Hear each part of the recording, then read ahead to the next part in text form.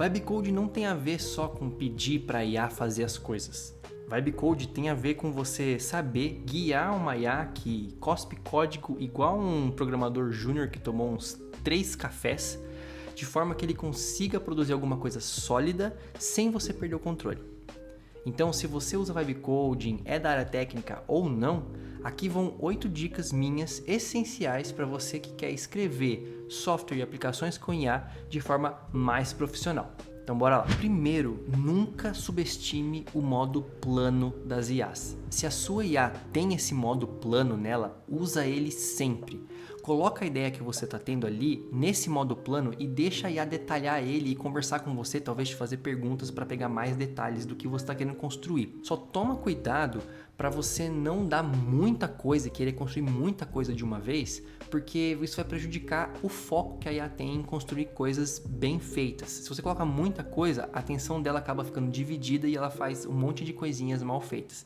Sem contar que ela pode alucinar muito mais fácil porque o seu contexto fica muito grande. Então toma cuidado com isso. Segundo, se você tem alguma preferência de código, caso você seja uma pessoa técnica, deixa isso muito bem documentado e bem escrito em documentos, em exemplos para a IA usar. Agora, caso você não seja técnico, pede para a IA sempre refatorar o seu código, mantendo bons padrões de escrita de código, sem alterar a funcionalidade que ela escreveu. Terceiro, prompts. Tenta ser o mais detalhado possível naquilo que você quer construir. O que eu gosto de fazer é basicamente entrar em uma IA e descrever a minha ideia ali, conversar com ela. Não é a IA que eu vou usar para construir, é outra. E aí eu peço para ela gerar para mim um PRD, que é um documento de requisitos do projeto. Lá vai ter tudo que precisa ter no meu projeto. Aí eu pego esse PRD e jogo na IA de construção no modo plano. E aí converso ainda mais com ela e ela refina mais aquilo ainda. O resultado que você vai ter vai ser muito melhor, muito mais assertivo para aquilo que você quer construir. Se você quiser ir um passo além ainda, coloca referências de design que você gostaria que a sua aplicação se inspirasse.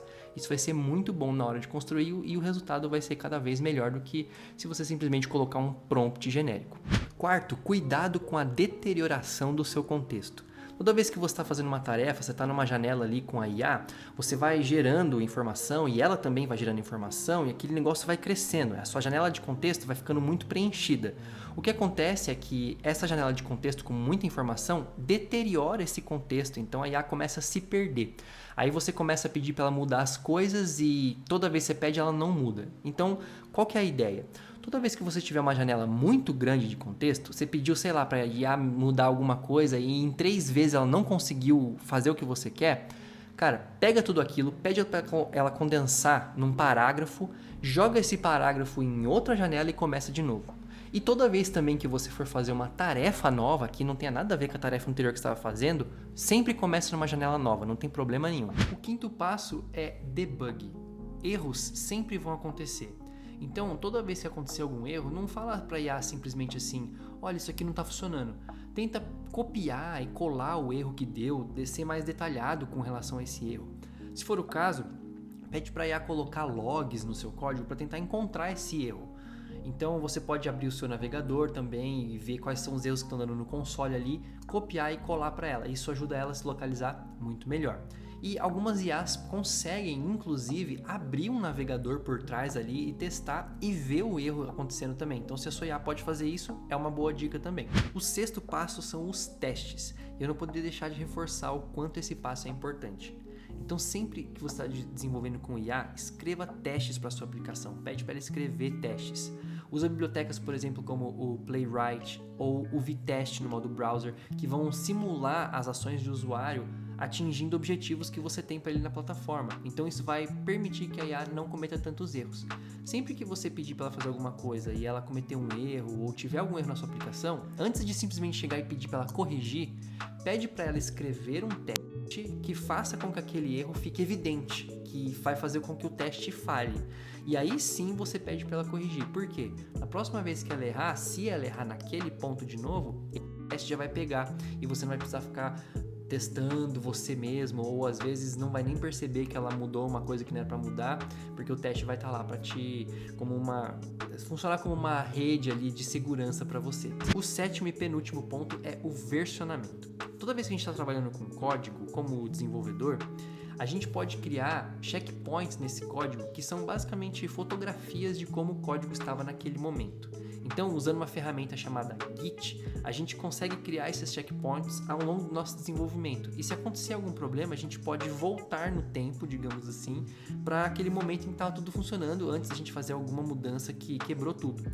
Quando a gente está usando IA, isso fica muito mais importante. Então, toda vez que você estiver usando Vibe Coding, conecta o seu Git com ela. Provavelmente você vai usar o GitHub, que é o maior repositório que a gente tem aí de código hoje.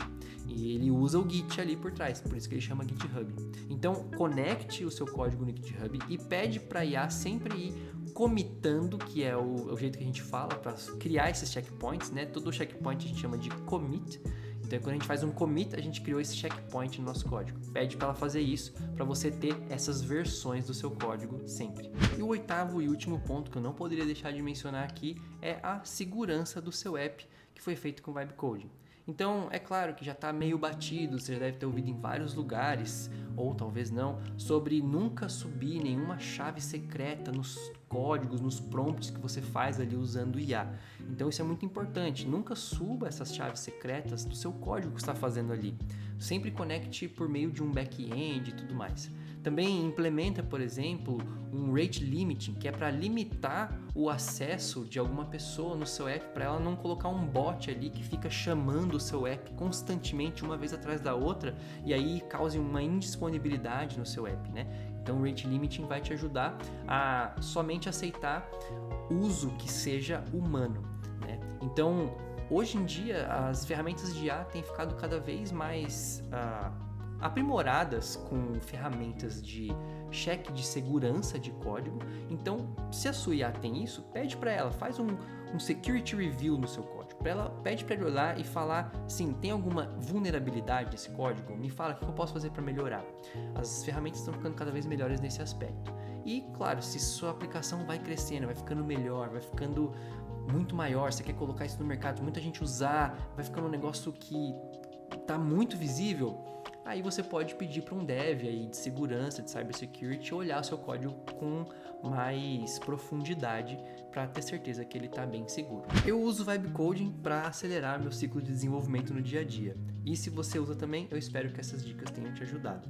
Então, se tem alguma delas que você gostaria que eu explicasse um pouco mais, deixa aqui nos comentários e bora debugar a vida.